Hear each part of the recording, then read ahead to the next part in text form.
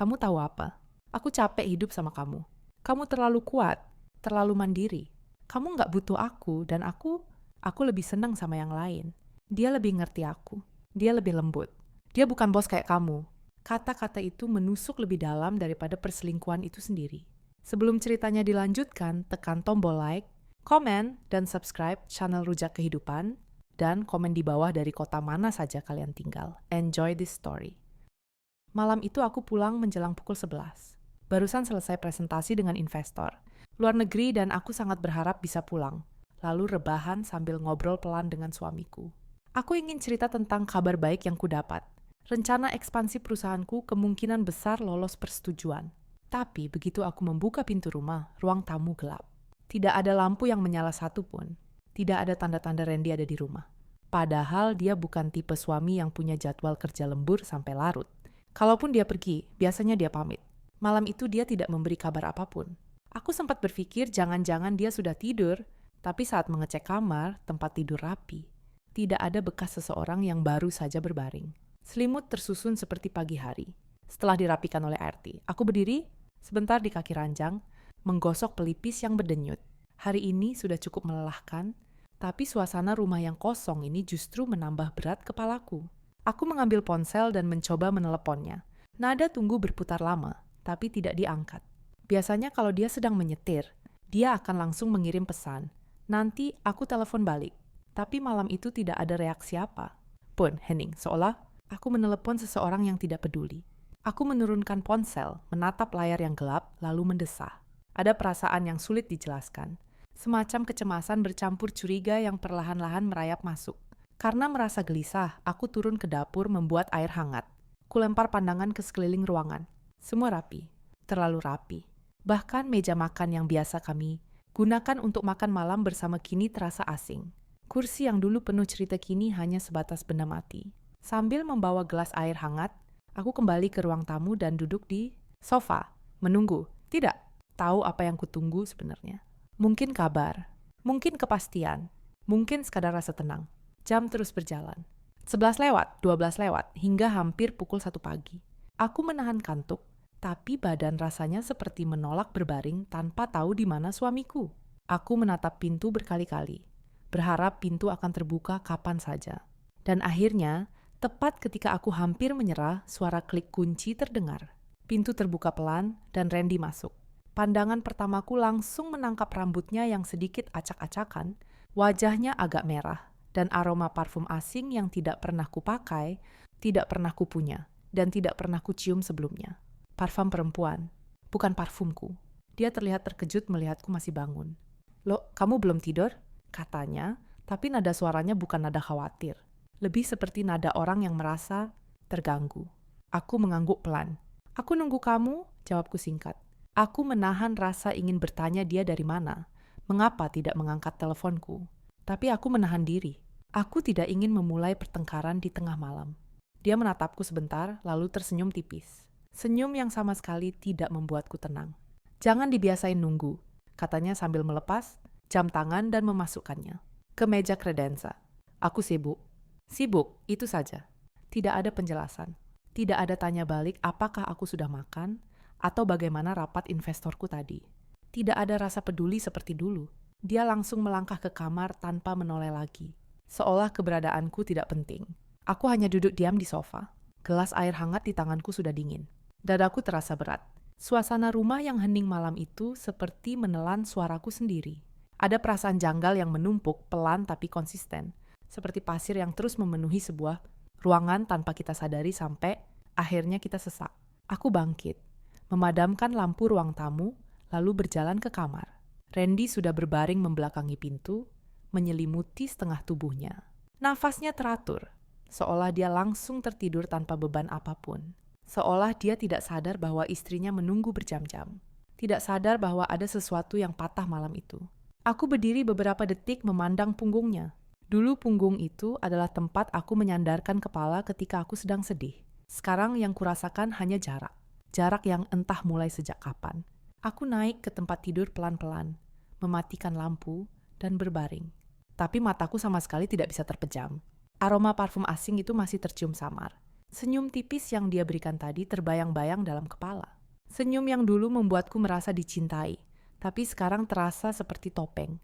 Aku mencoba menenangkan diri, mencoba berpikir positif. Mungkin dia benar-benar sibuk. Mungkin ada urusan mendadak. Mungkin parfum itu cuma bau tempat kerja. Mungkin. Tapi semakin aku berusaha meyakinkan diri, semakin hatiku menolak percaya. Dalam kegelapan kamar, aku sadar satu hal yang membuat perutku terasa dingin. Rumah tangga yang kuanggap aman selama ini mulai retak. Tidak besar, tapi retakan kecil itu cukup membuatku cemas. Aku tidak tahu kemana arah semuanya akan berjalan. Tapi malam itu menjadi titik di mana hatiku berbisik. Ada sesuatu yang kamu belum tahu, Dir. Dan untuk pertama kalinya, aku takut untuk mencari tahu. Hari-hari setelah malam itu terasa berbeda. Awalnya, aku berusaha meyakinkan diri bahwa semuanya baik-baik saja, bahwa Randy cuma sedang lelah atau banyak pekerjaan. Tapi kenyataan yang datang berturut-turut justru membuat keyakinanku semakin rapuh. Randy mulai sering pulang pagi. Bukan sekadar tengah malam lagi. Kadang jam 3, kadang jam 4, kadang bahkan ketika matahari sudah mulai muncul. Setiap aku tanya dia dari mana, jawabannya selalu sama dan terdengar terlalu klis. Meeting mendadak, klien rewel, atau urusan kantor yang tidak bisa ditinggalkan. Masalahnya, selama 4 tahun menikah, aku sangat tahu pola kerjanya. Kantor Randy bukan tempat yang menuntut orang bekerja sampai dini hari. Dan alasan yang sama diulang berkali-kali, lama-lama terasa seperti kebohongan yang sudah dipatri. Yang paling bikin aku kesal adalah kebiasaan barunya yang suka matiin HP berjam-jam. Dulu, Randy bahkan tidak pernah mau baterai ponselnya turun di bawah 30%. Dia bilang ponsel mati itu bikin dia gelisah. Tapi sekarang, HP sering tiba-tiba tidak bisa dihubungi. Entah mati, entah sengaja di silent, entah memang tidak mau diganggu. Dan setiap kali aku menanyakan alasan kenapa HP-nya mati, dia langsung mengalihkan topik seolah tidak mau membahasnya. Aku mulai menyadari bahwa dia tidak hanya menjauh secara fisik, tapi juga secara emosional. Kalau dulu dia suka tanya bagaimana hariku, bagaimana rapatku, bagaimana perkembangan perusahaan, sekarang dia bahkan tidak menoleh ketika aku bicara. Aku pernah pulang dan cerita dengan semangat, "Ren, investor Korea itu setuju kerjasama." Tapi dia hanya menjawab datar, "Ya, bagus," sambil tetap menatap layar HP-nya. Sampai suatu malam, tanpa malu-malu, dia nyeplos sesuatu yang membuat jantungku seperti ditusuk. "Ngapain sih kamu sibuk banget? Perempuan tuh nggak perlu sampai jadi CEO. Capek sendiri?" Katanya sambil asyik scroll timeline, tidak sedikit pun menatap wajahku. Aku terdiam. Kata-katanya seperti tamparan telak. Aku yang berusaha kerja keras untuk masa depan kami, justru dianggap tidak perlu. Ironisnya, sebagian besar pengeluaran rumah tangga kami berasal dari hasil kerjaku. Tapi dia berkata seolah aku ini perempuan yang tidak tahu diri. Aku ingin marah waktu itu. Ingin bilang betapa tidak adil ucapannya. Tapi entah kenapa, suaraku tertahan di tenggorokan. Aku hanya menarik napas panjang dan memilih diam. Aku masih mencoba sabar, berpikir mungkin dia sedang stres. Namun di dalam hatiku, retakan kecil itu semakin jelas terasa. Malam itu kondisi makin aneh. Saat aku hendak tidur, aku lihat Randy mandi sambil bersenandung. Lagu melo romantis, lagu yang bahkan tidak pernah dia dengarkan. Randy bukan tipe lelaki yang suka lagu melo. Dia lebih suka musik EDM atau lagu viral di TikTok. Tapi malam itu dia seperti sedang dimabuk perasaan. Ada senyum-senyum kecil di wajahnya waktu keluar dari kamar mandi. Senyum yang bukan untukku. Aku hanya bisa berdiri diam di ambang pintu, memperhatikan gerak-geriknya. Ada sesuatu dalam ekspresinya yang membuatku tidak nyaman. Bukan bahagia, tapi seperti orang yang sedang jatuh cinta, dan bukan denganku. Setelah dia tidur, aku turun ke ruang tamu karena tidak bisa memejamkan mata. Pikiran berkecamuk, rasa curiga menumpuk, dan hatiku terasa sesak. Aku duduk di sofa sambil menatap lampu yang remang. Di ujung sofa, jaket kerja Randy tergeletak, seperti menantangku untuk menyentuhnya. Awalnya aku ragu. Aku bukan tipe istri yang suka menggeledah barang suami. Tapi entah dorongan apa yang membuatku meraih jaket itu. Tanganku getarkan saat merogoh sakunya. Dan ketika jemariku menyentuh sesuatu, tubuhku langsung dingin. Aku menarik benda itu perlahan. Lipstik warna merah bata. Bukan milikku. Aku bahkan tidak punya lipstik warna mencolok seperti itu. Aku hanya bisa menatap benda itu lama-lama. Dadaku berdenyut nyeri. Rasanya seperti ada yang meremas jantungku. Dunia seolah berhenti berputar. Aku duduk lama, tidak tahu harus bereaksi bagaimana. Air mata menggenang begitu saja tanpa bisa kutahan. Lipstik itu terasa berat di tanganku. Seperti bukti hidup bahwa dugaanku mungkin benar. Tapi di sisi lain, aku masih berharap ini hanya salah paham. Mungkin lipstik itu punya temannya. Mungkin dia pinjem jaket ke orang lain. Mungkin apapun asal bukan kenyataan yang kutakutkan.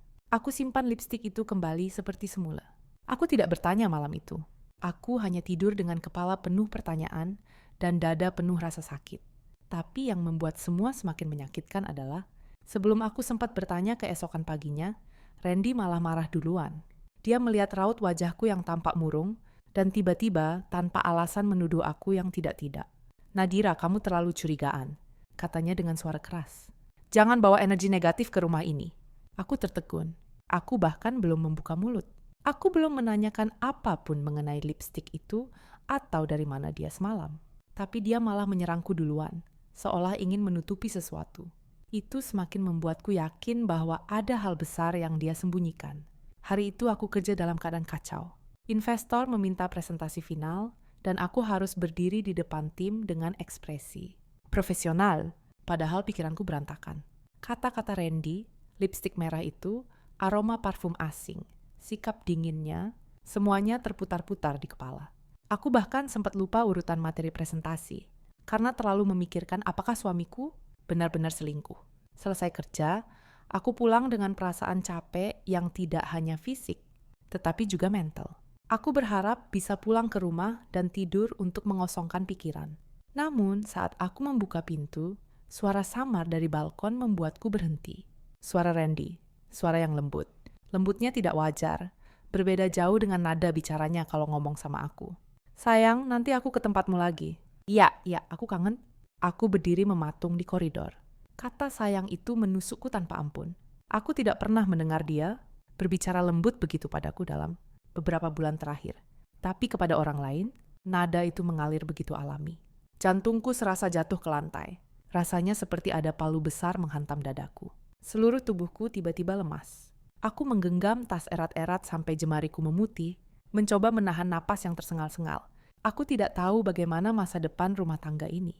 Tapi satu hal pasti, retakan itu tidak kecil lagi. Retakan itu sudah membentuk celah. Celah yang cukup besar untuk menelan kebahagiaan yang dulu pernah kami punya. Celah yang membuatku takut, tapi juga membuatku sadar. Ada sesuatu yang benar-benar berubah. Dan itu bukan perubahan kecil. Itu perubahan yang berbahaya. Aku bukan tipe istri yang suka drama, apalagi buat ribut soal hal-hal nggak penting. Hidupku terlalu penuh meeting, deadline, dan ratusan karyawan yang nasibnya bergantung pada tanda, tangan, dan keputusan yang kubuat. Tapi aku juga bukan boneka yang hanya disuruh diam dan senyum seolah semua baik-baik saja. Aku butuh kebenaran, butuh kejelasan, butuh jawaban yang selama ini sengaja ditutup rapat oleh suamiku sendiri. Malam itu, setelah makan malam yang penuh hening, aku memberanikan diri untuk bicara. Rasanya seperti menelan batu, berat, sakit, tapi harus dilakukan. "Randy, bisa nggak kita ngobrol sebentar?" Dia bahkan nggak langsung jawab. Dia hanya bersandar ke sofa, memainkan ponsel, lalu mendengus pelan seperti aku ini gangguan kecil yang mengganggu kenyamanannya. "Loh, kamu mau ngomong apa lagi?"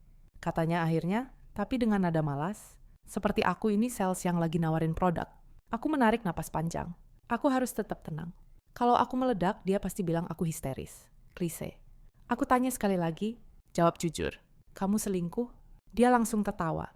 Tertawa kecil yang bukan lucu, bukan geli, tapi tawa meremehkan yang bikin hati rasanya diremas. "Nadira," dia menatapku dengan senyum miring. "Kamu CEO, tapi hal kayak gini aja nggak bisa kamu urus. Kamu tuh capek kerja, makanya pikiranmu halu." Jelek. Kata itu menusuk seperti ada jarum dingin masuk ke tulang. "Halu? Serius?" Setelah semua yang kulihat dan kurasakan selama berbulan-bulan ini, itu jawabannya. "Aku cuma nanya baik-baik," kataku pelan. Aku bahkan berusaha menahan suara agar tidak bergetar. Tapi dia malah bangkit dari sofa dan mendekat, pandangannya tajam seperti sedang menatap musuh. "Nadira," suaranya rendah tapi nadanya seperti ancaman. "Kamu boleh hebat di kantor. Kamu boleh punya kekuasaan, punya orang-orang yang nurut sama kamu. Tapi di rumah ini, aku kepala rumah tangga. Jangan sok mengatur." Waktu itu aku cuma terdiam, bukan karena takut. Tapi karena aku baru sadar, yang berubah bukan cuma sikapnya beberapa bulan terakhir. Bukan cuma bukunya yang penuh catatan aneh, teleponnya yang dibawa ke kamar mandi setiap saat, atau jadwal pulangnya yang tiba-tiba kacau. Yang berubah adalah dirinya, egonya, cara dia menatapku, cara dia memperlakukan rumah ini, cara dia memperlakukan aku. Ada sisi lain dalam dirinya yang selama ini aku nggak pernah lihat. Gelap, kasar, dan benar-benar asing. Setelah malam itu, aku mencoba bersikap biasa saja. Aku tetap pergi kerja, tetap menyapa karyawan seperti biasa, tetap senyum dalam meeting, tetap tanda tangan dokumen dengan tangan yang tak terlihat gemetarnya. Tapi rumah terasa berbeda. Setiap pintu yang terbuka pelan terdengar seperti ancaman. Setiap langkah Randy di lantai kayu membuat bulu kuduku meremang. Setiap percakapan kami terasa seperti menunggu bom meledak kapan saja. Dan aku tidak salah, 3 hari setelah pertengkaran itu, sebuah pesan aneh masuk ke ponselku. Nomor tak dikenal, tak ada nama, tak ada salam. Mbak, hati-hati sama suami Mbak. Dia sering datang ke apartemen ini. Aku baru mau bertanya, ini siapa? Ketika pesan berikutnya masuk, foto Randy, suamiku, berjalan masuk ke sebuah apartemen dengan seorang perempuan berambut panjang yang mengenakan dress hitam. Aku merasa jantungku berhenti beberapa detik. Rasanya dingin, bukan dingin AC, tapi dingin yang merayap dari ujung kaki sampai kepala. Telapak tanganku basah. Aku bahkan sampai menjatuhkan ponsel karena gemetar. Aku tatap lagi foto itu, berulang-ulang, mencari kemungkinan kalau itu hanya kebetulan. Mungkin itu rekan kerja, saudara, klien, tapi tidak. Itu bukan tatapan biasa. Ada cara tubuh mereka mendekat yang tidak mungkin salah. Aku ingin marah, ingin menangis, ingin teriak, tapi rasanya seperti seluruh tubuhku membeku. Ruang kerja yang biasanya jadi tempat paling aman. Buatku mendadak terasa seperti menara kosong yang dingin dan menyesakkan. Tapi ternyata malam itu bukan puncaknya. Saat aku pulang, ART kami, Mbak Mira, berdiri gugup di dekat dapur. Wajahnya pucat seperti mau menangis. Tangannya meremas apron berkali-kali. Mbak, boleh saya ngomong sesuatu? Aku mengangguk meski pundakku sudah tegang. Ada apa, Mbak? Dia menelan ludah lalu berkata pelan, Mbak, kayaknya ada uang perusahaan yang dipakai sama Mas Randy. Jantungku serasa mau copot. Aku bahkan sampai memegang meja untuk menjaga badan tetap tegak. Apa maksudnya? Uang perusahaan? Mbak Mira tampak ragu. Saya nggak tahu banyak, Mbak. Tapi tadi saya lihat Mas Randy gantiin tas kerjanya terus keluar buru-buru. Dia kelihatan panik. Dan pas saya mau buang sampah, saya lihat ada slip transfer yang belum kebuang.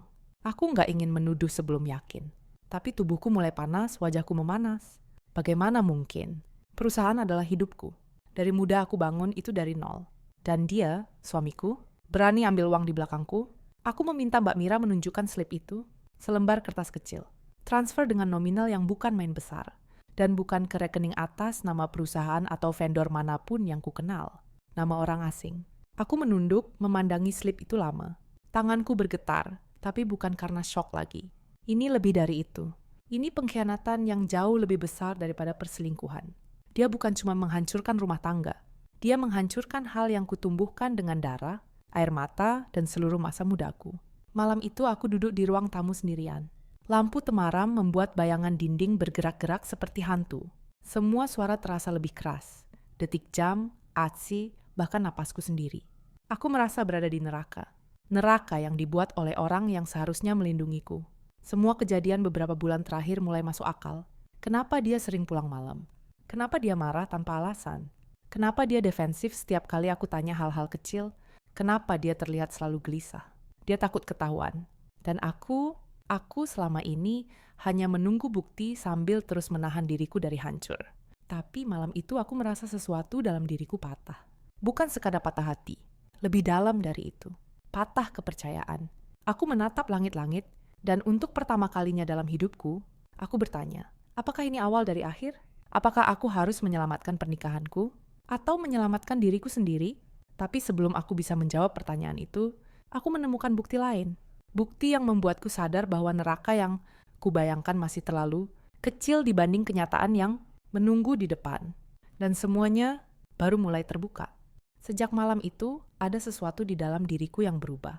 Bukan hanya karena rasa sakit akibat pengkhianatan, tapi lebih karena kesadaran pahit bahwa orang yang tidur di sebelahku setiap malam ternyata tidak pernah benar-benar bersamaku. Rumah ini mendadak terasa seperti bangunan kosong yang lantainya sudah rapuh. Setiap langkah terasa seperti bisa jebol kapan saja. Paginya, aku pergi kerja seperti biasa, tapi otakku penuh bayangan foto yang dikirim orang tak dikenal itu.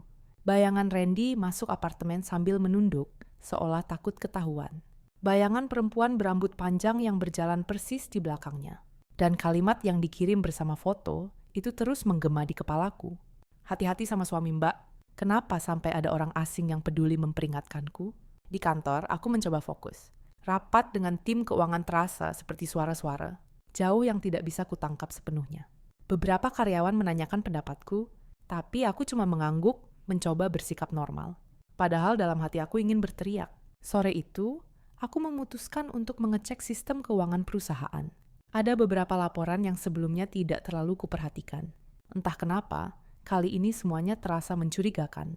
Beberapa transaksi memakai akun akses yang seharusnya hanya digunakan oleh kepala operasional, yang kebetulan adalah Randy. Bukan jabatan formal, tapi dia punya akses karena dulu aku percaya. Terlalu percaya. Aku membuka rincian transaksi satu persatu. Ada nominal besar yang keluar perlahan, bertahap, seolah sengaja dibuat kecil agar tidak mencolok. Tujuan rekeningnya adalah nama asing, tanpa keterkaitan dengan perusahaan manapun yang menjadi partner resmi kami. Tanganku dingin. Aku memegang mouse dengan tangan yang hampir tak terasa. Randy tidak hanya berselingkuh. Dia mencuri. Dia mengambil dari perusahaan yang kubangun dengan seluruh hidupku. Dadaku terasa seperti ditusuk dari dalam. Rasanya ingin muntah, ingin menjerit, ingin menghancurkan layar laptop itu. Tapi aku harus tetap tenang. Aku CEO. Aku harus menahan diri. Aku bisa ambruk nanti, tapi bukan sekarang. Aku menutup laptop perlahan, lalu menyandarkan kepala di sandaran kursi. Atap ruangan terasa berputar pelan. Selama ini dia bilang aku sibuk. Dia bilang aku halu. Dia bilang aku lebay. Padahal yang dia lakukan selama ini jauh lebih busuk dari sekadar selingkuh. Sore itu, aku pulang lebih cepat dari biasanya. Bukan karena ingin istirahat, tapi karena aku perlu mengumpulkan bukti sebelum menghadapi dia. Sesampainya di rumah, aku mencoba bersikap normal. Tapi tidak bisa. Setiap sudut rumah terasa seperti ikut mengawasi. Sofa, meja makan, balkon, semuanya terasa menyimpan cerita gelap yang belum kuungkap. Aku duduk di ruang tamu sembari menunggu Randy pulang. Lampu ruang tamu sengaja kupadamkan, meninggalkan cahaya temaram. Dari lampu samping yang membuat suasana jadi senyap dan tegang. Aku menyiapkan slip transfer yang ditemukan Mbak Mira, print out transaksi mencurigakan, dan foto yang dikirim orang tak dikenal itu. Semuanya kuletakkan di meja, tersusun rapi seperti alat bukti di ruang interogasi. Jam dinding menunjukkan pukul 11 malam saat aku mendengar suara pintu dibuka pelan. Langkah kaki laki-laki itu terdengar jelas, pelan tapi berat, seperti seseorang yang baru pulang dari kegiatan yang tidak pantas disebutkan. Dia terkejut melihatku duduk di sana. "Nadira, kamu belum tidur?" Suaranya terdengar terkejut dan sedikit cemas. Aku berdiri pelan, menatapnya tanpa ekspresi. "Kita perlu bicara." Wajahnya langsung berubah. Dia meletakkan tas kerjanya di meja, lalu memaksakan senyum. "Kamu kenapa? Ada apa?"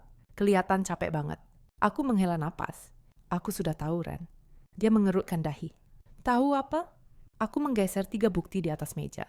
Ini. Dia melihat slip transfer, lalu print out transaksi. Lalu foto dirinya masuk apartemen bersama perempuan itu. Wajahnya memucat drastis. Untuk pertama kalinya dalam beberapa bulan terakhir, aku melihat ketakutan jelas di matanya. Aku bisa jelasin," katanya gugup. Aku menggeleng. "Kamu tidak perlu jelasin. Aku sudah tahu semuanya." Dia mulai panik. "Sayang, tolong. Jangan salah paham." Kata sayang itu membuatku muak. Kata yang dulu membuatku luluh, sekarang terdengar seperti racun. "Kamu selingkuh, Randy," kataku tenang, "dan kamu pakai uang perusahaan." Dia menelan ludah. Tangannya mulai gemetar. Itu bukan seperti yang kamu pikir." Aku menatapnya tanpa berkedip. "Kamu mau bilang apa? Bahwa perempuan di foto itu kakak sepupu yang baru muncul? Atau uang itu cuma pinjaman sementara? Atau kamu cuma drop barang ke klien? Ayo, pilih cerita yang mana."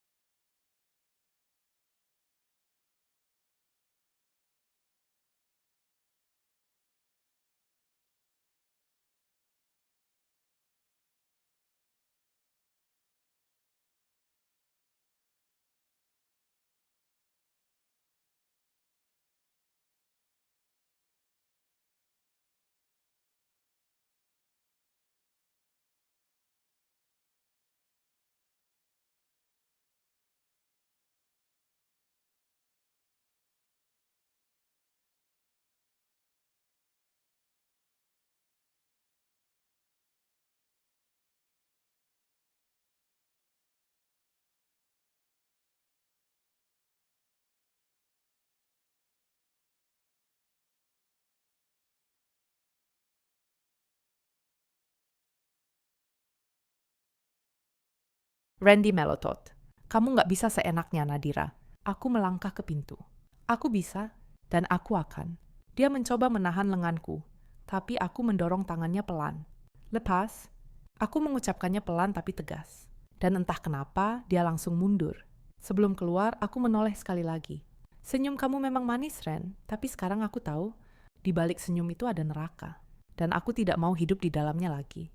Aku membuka pintu dan melangkah keluar. Meninggalkan rumah, meninggalkan suami, meninggalkan neraka yang selama ini kupaksa untuk kusebut rumah. Dan untuk pertama kalinya setelah sekian lama, udara malam terasa seperti kebebasan. Terima kasih sudah menonton sampai selesai. Nantikan cerita-cerita menarik lainnya dari Rujak Kehidupan. Dan jangan lupa untuk tekan like, komen, dan subscribe.